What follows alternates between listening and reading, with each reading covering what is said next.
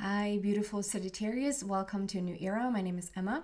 Sagittarius, we're just going to jive. We're starting with a jive here today and then a little bit of rock and roll. We're just going to dive right into your reading and see what's going on for you. I'm starting with an overall energy here for you for the upcoming month, which is basically all of September and then about a week into October.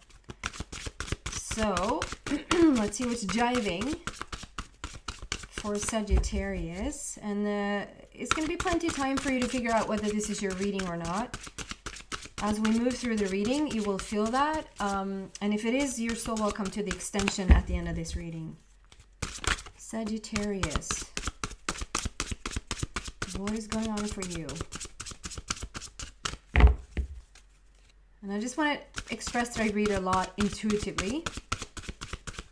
There are some comments that I'm not sort of sticking to the truth of the tarot.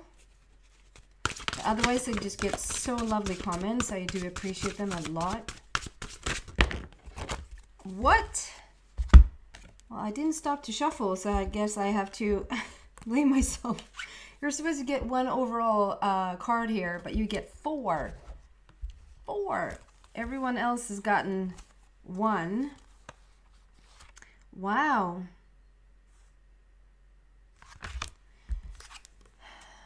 We need a moment to look at this because there's so much being said. Like if we just look at the image of it, I just adore these. And the decks that I'm using I've listed down below in the description box. So we have, I see a strong moon cycle thing there going on. Is there a new moon as we speak? I haven't really looked into this month.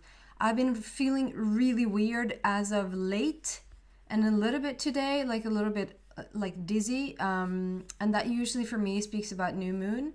So we could literally be having a new moon today or tomorrow or in the very near future. There's something with a noon. And for whatever reason, I apparently can't talk. The moon cycles.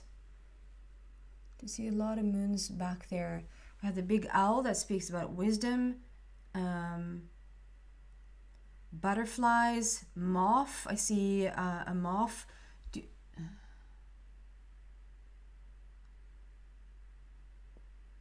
Yeah, I think that's what it's called, a moth. I'm Swedish, so sometimes I'm not too sure about the words. We have a lot of butterflies there. I'm seeing them more and more and more, like more and more butterflies coming in. So that to me speaks about grand transformation. Wisdom, transformation, going with the moon cycles, getting new perspectives, a lot of wisdom. And then we have cheer up. And it's so funny. I don't know if it's funny, but it's interesting. Because this is, you get the illusion card. You get the illusion card. And for some reason, I wanted to say that this is the illusion card. So there's something about how you are perceiving something right now. Sagittarius, how you are perceiving something. How you, like, okay, so I'm looking at this situation and it's so interesting because I was thinking about this morning because I was taking my son to daycare and that's fascinating. In the middle of when something happens, you don't understand that it's actually going to play... is going to have a point later on, or you think you just sort of you're in life and you're just sort of living life and you're experiencing it. You don't understand how it's going to be connected. At least I don't. And you think I would have learned by now, but I was walking from his daycare and I saw these worms because as the rain it has been a little bit rainy, and so I understand that, and it has been raining last night, and so the dirt will get all like mushy and just really drowning out the earth. And so when I was young or a child, I really, really thought that, you know, the worms were so in love with the water. Like as soon as it started to rain, the worms just came out because it was like lovely. And I was thinking about this exact story as I was walking home because I saw these worms on the ground. And I was like, but then later I learned that actually, worms, they come up from the dirt because otherwise they will drown. They can't stay for too long in the dirt, and with the heaviness of the dirt, they can navigate through anything, but there's something with the water that actually will drown them out. So get weird images in my head. I'm just gonna, so I think this is the truth, though. The point of it, whether this is true or not, is that one person's perspective of a situation was that the worms love this situation. From one perspective, it looks like they're just in love with the rain and they just want to come up and crawl in the water. And from another perspective, it's like, actually, they're not up here to sing in the rain. They're up here because they otherwise will drown. And so whether this story is true or not, this is something that I picked up along the way. I think it's true. I think this is what's going on with the worms. What's going on with the worms? It's just two very, very, very different perspectives. It's life and death. And from one point, it looks like life. And from one point, it looks like death. So there's something with the different perspectives here today that is very, very... and because of the illusion, and then... Okay, there's something about discovering a new perspective. I've discovered a new perspective. There's a lot of wisdom that we've grown here over time. And we have, coming from the bottom, but understanding that this is only one perspective of a situation, because we're actually all a part of this illusion, this game of life, where we're all sort of, and what is that called? Holograms. That we're all just holograms here on planet Earth, sort of beamed in. And the other perspective is just good fortune, invite magic in. So the whole startup with the reading here today is very much about, okay, from this angle we have this perspective. From this angle, it can look like we're actually at the bottom of the sea, and we're fighting to get up like above water. But since it's all an illusion, like, you get to choose whatever it is that you want to see. And so another perspective is that we have good fortune. We have the freaking rainbow shooting right through you, piercing right through you. And underneath it says, invite magic in. So it's all an illusion. You get to choose what is the truth for you. I know that can be quite annoying to some, because if you think that you're stuck in your illusion, if you think that you're in this reality and it's very, very real and you can't do anything about it, it's going to be quite annoying for somebody to say, you get to choose the reality that you're in. We're all in this illusion. You're sort of just a hologram. What do you choose? And it's like a slap in the face, because it's like, well, if I would have had a choice, I would have chosen so very differently. But I'm here to say that you can. You literally can, and there's something here that tells me that maybe you actually have now a different perspective and the capacity to do so, to change your perspective, to change your illusion. Or rather, illusion is real, reality is not.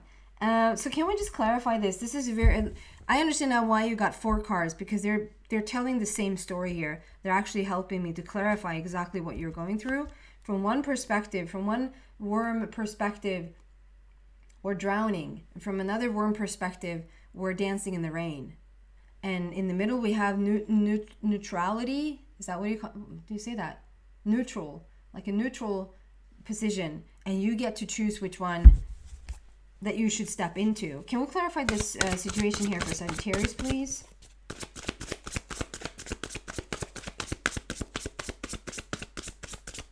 Interesting.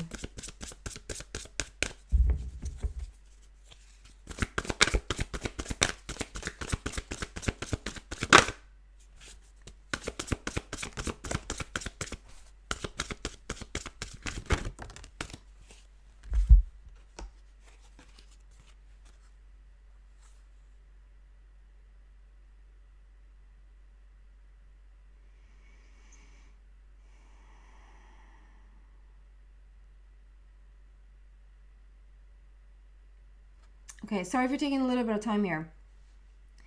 It's almost like we're coming from one, it's like, okay, it's like we're playing out two stories here at the same time. I wanted to clarify the situation, but rather than getting, okay, how to make this shift or whatever, it's like we're getting one story that's based around feeling like you maybe don't have too much opportunities, you don't have too much how do I want to say this? Okay, one side of it, we have Five of Michael.